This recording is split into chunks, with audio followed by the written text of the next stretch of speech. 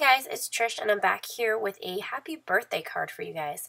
Today's card was entered into the Lawn Fawn and Simon Says Stamp co-challenge over on Flickr, and it was to use any of their exclusive products.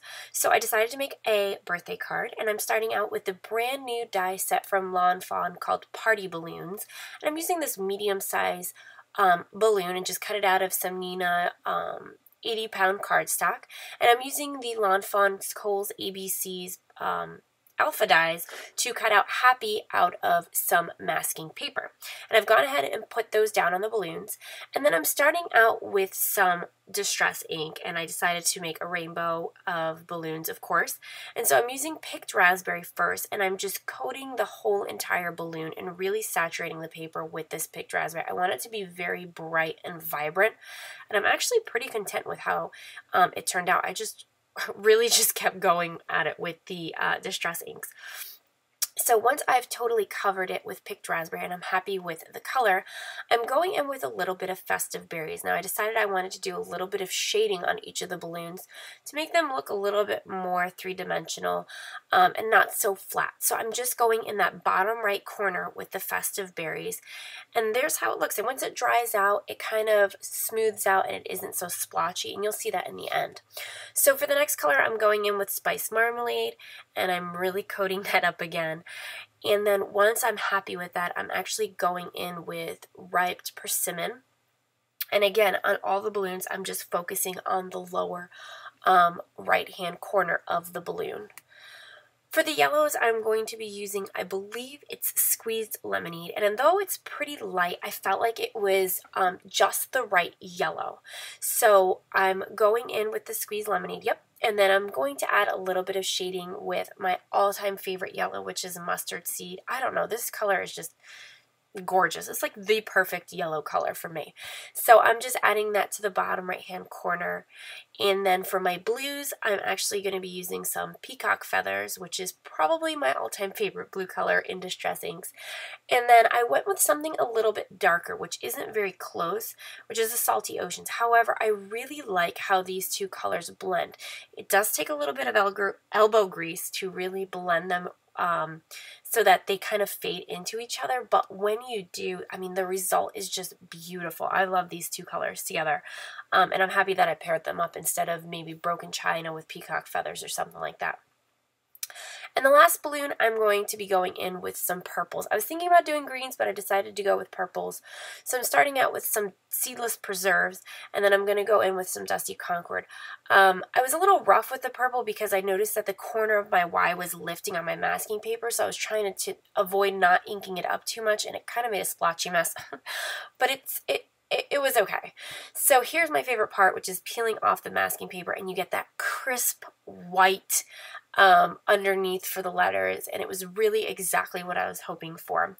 So I'm just going to be removing each of the masking papers with some tweezers, and then I'll be moving on to the next step, which is kind of laying out the balloons and finishing up the front of my card. Now I was thinking about doing a regular A2 size card, but it just wasn't fitting the balloons spaced out how I would like.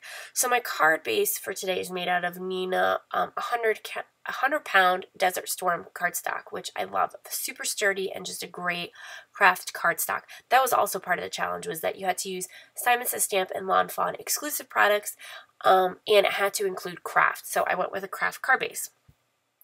So my card is an 8.5 by 4.25 card base, and I like these longer size cards. Every once in a while I, change it up and do a different size card from A2.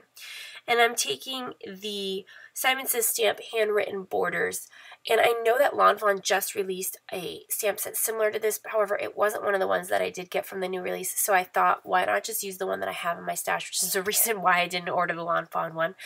And it's the Simon Says Stamp handwritten borders, and I love the little curly cues on each end of the sentiments. So I'm stamping that just to create the strings on my balloons, and then I'm using some foam adhesive on the back of each balloon just to add a little bit of dimension.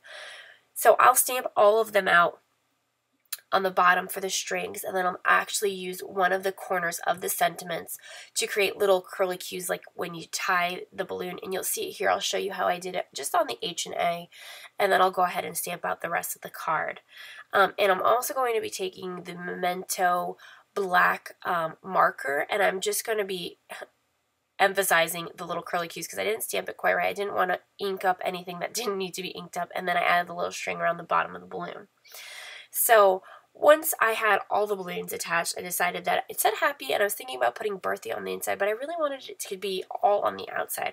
So I'm taking the Simon Says stamp happy birthday die, and I love how fine this handwriting is. I know it's Christina Warner's, and I love her handwriting, and so I felt like by itself it was just a little bit too delicate, so I went ahead and cut out 4 of this birthday die, and I'm just laying it up with some Zig 2-way pen.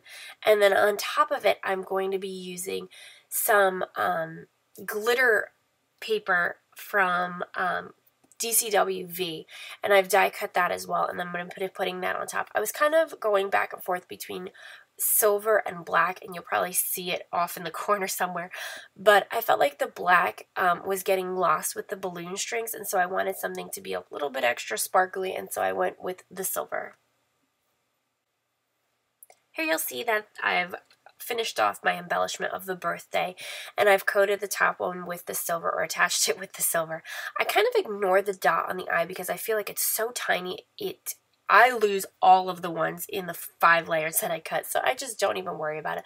The recipient's really not going to notice if the eye to the, or the dot to the eye is missing, so just don't stress about that kind of thing if you do happen to lose it or are unable to stack them accordingly.